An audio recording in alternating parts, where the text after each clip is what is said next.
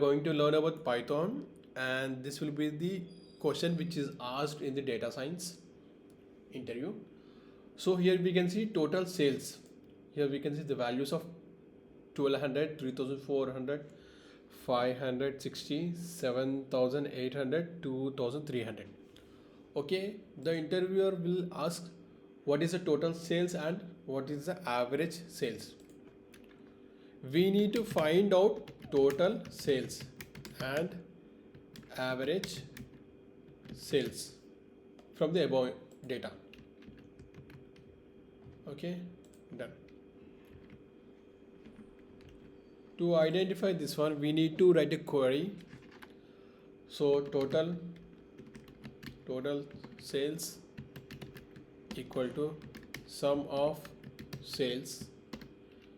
Then for average sales, we need to do total sales divided by len of sales. Len means length of the sales. Okay. For total sales, we'll get the solution here. It will do sum of sales. Okay. So let's. Then after that, we'll run the query. It got executed. Then we'll print the total sales. So we'll give total sales equal to total sales, close the bracket, and print average sales.